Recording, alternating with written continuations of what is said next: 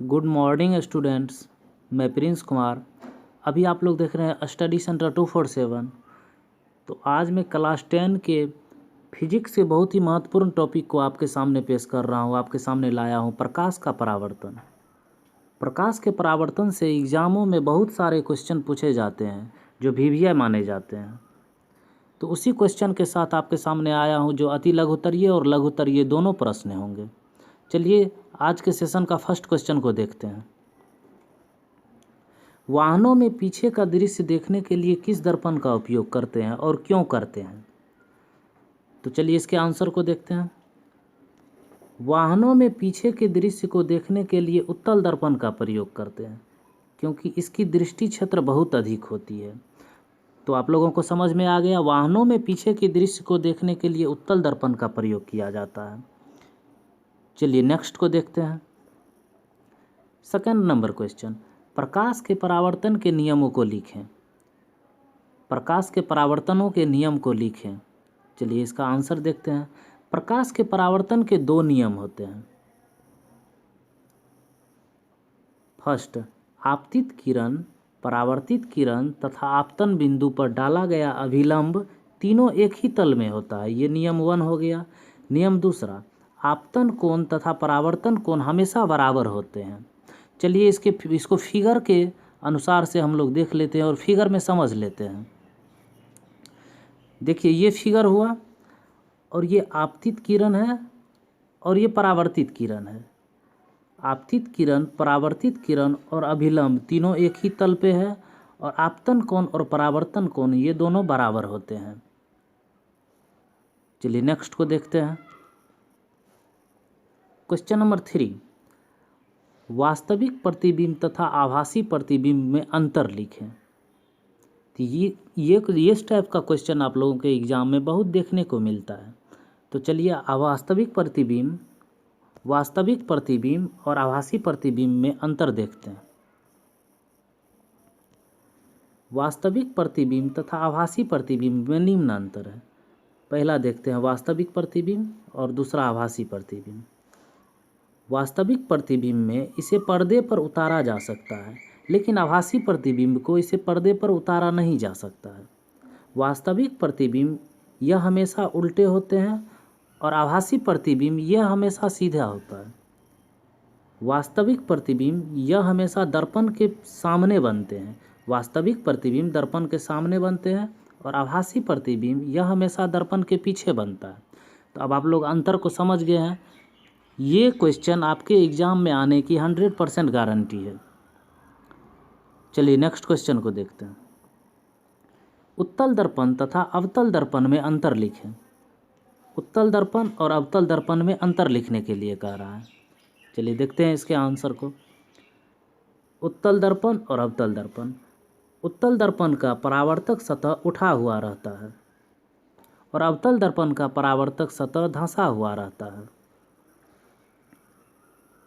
उत्तल दर्पण हमेशा आभासी प्रतिबिंब बनाता है। अवतल दर्पण आभासी तथा वास्तविक दोनों प्रकार के प्रतिबिंब बनाते हैं।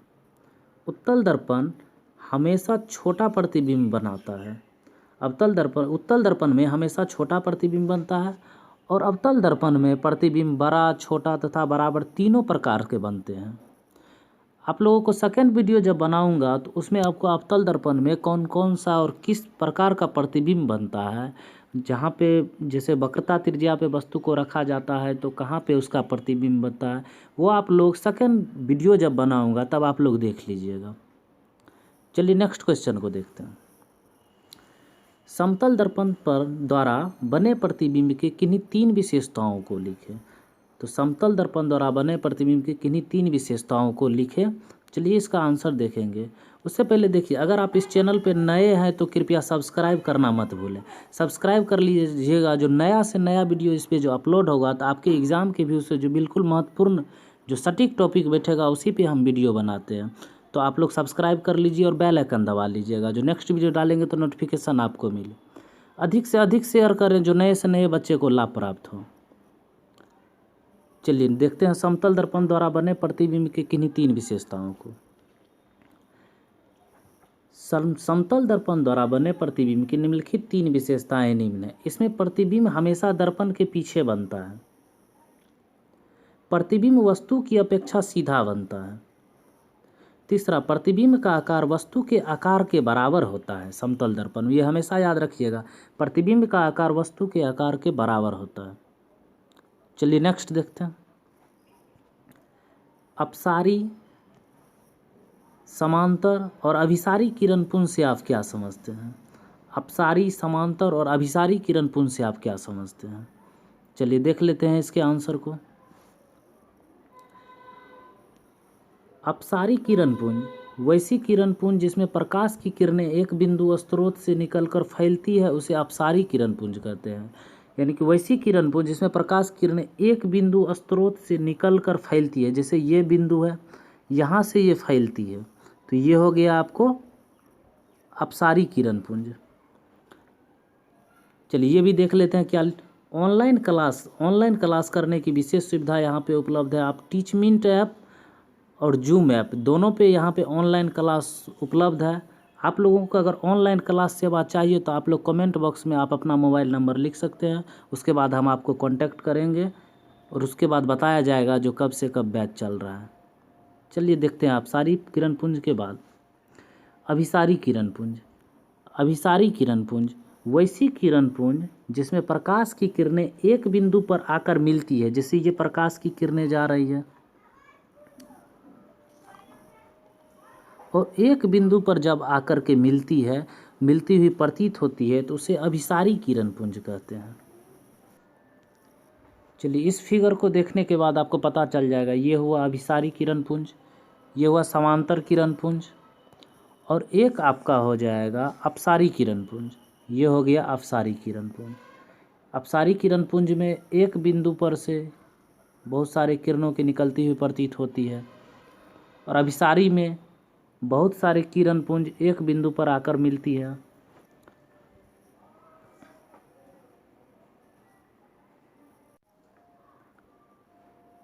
अगर आप लोगों को ये वीडियो अच्छा लगा तो आप लोग लाइक, कमेंट और शेयर करना मत भूलें और आशा करता हूँ आप लोग चैनल को सब्सक्राइब कर लिए होइएगा। चैनल को सब्सक्राइब कर लीजिएगा और बेल आइकन दबा लीजिएगा, जो आपको नोटिफिकेशन आपको मिलते रहे और आप वीडियो को देखते रहें।